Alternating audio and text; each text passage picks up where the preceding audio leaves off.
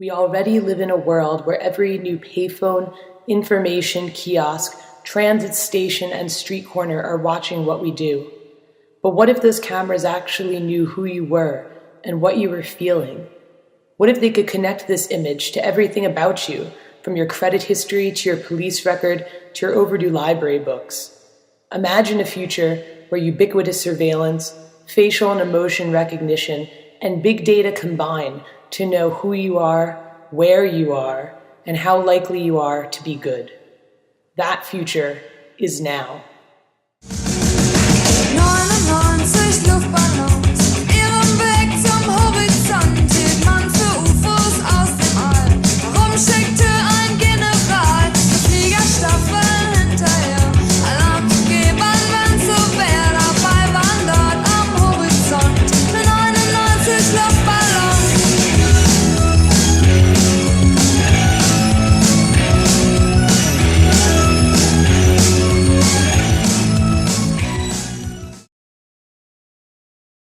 I used to think that these types of things were just science fiction. Warnings from authors like Philip K. Dick against the potential for predicting future human behavior on past statistical and behavioral analysis. But last year, a team of scientists at UPenn created a software that looked at 20,000 cases of domestic violence where a person was charged and released. They were able to identify those who were the least likely to do it again in 90% of cases studied.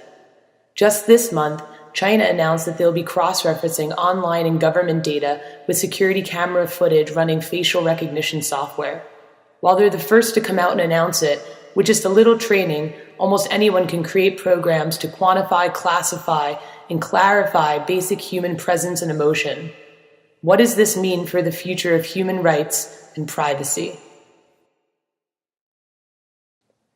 I want to explore the implications of this marriage between ubiquitous security, facial and emotional recognition, and big data.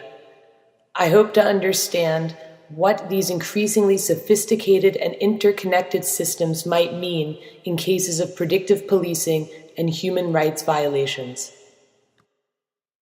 Inform is a series of critical experiments extrapolating the potential implications of predictive policing through imagined future applications of the collection and usage of this data.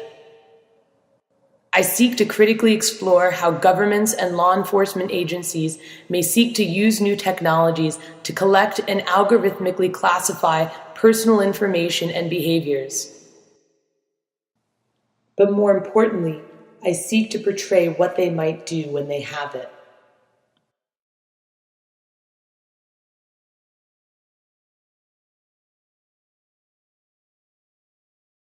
One of the most common scenarios for these types of technology will be passing into and out of secure areas like airports and buildings. As China has shown, it will soon be easy to correlate information that can predict how closely someone's behavior and beliefs align with the dominant paradigm, at least superficially. Threat Score seeks to understand what this process might look like, how people react to this intrusion, and how the results of this process can frame someone in our inner-out group identity. I will build a new facial recognition camera system with a servo pan-tilt motor kit and a small IP camera. This will be connected to an electronic door lock and voice command system. When a person is recognized in the frame, the system will ask them questions designed to elicit an emotional response, such as, "Have you ever committed a crime?" or "Are you a good person?" The door will only unlock if they're deemed non-threatening. At the same time, a picture will be saved of the person and their average responses per question. These will be used to generate a print of them and their assigned threat level and distinction, such as a dissident, a spy, a communist, etc. One huge surprise during my exploration of facial recognition technology this semester was the unbelievable lack of recognition my classmates paid to it as surveillance. By building a cute and interactive experience, most people forgot there was even a camera behind all of the wonderful feedback they were getting.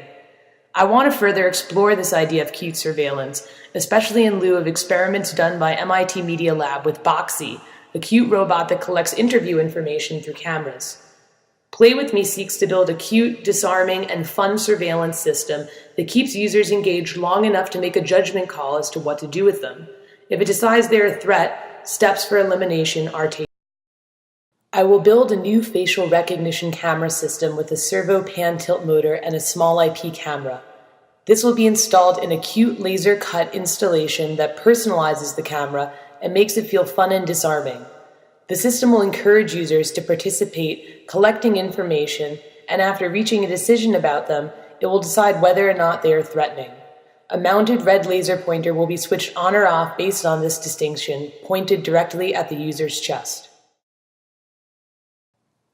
Throughout this process, I have been particularly inspired by Nina's 99 Luftballons, or 99 red balloons.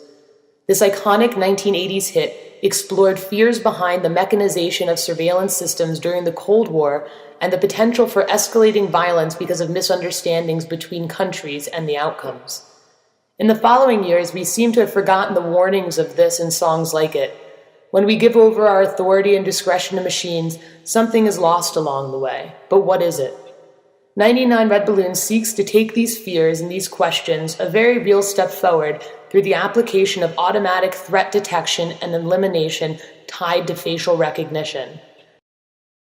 I will build a new facial recognition camera system with a servo pan-tilt motor kit and a small IP camera.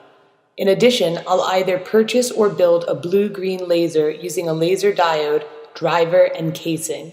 Then I will print several balloons with actual human faces or emotion classifiers. When turned on, the system will target and destroy all human faces found, in effect, popping all of the balloons.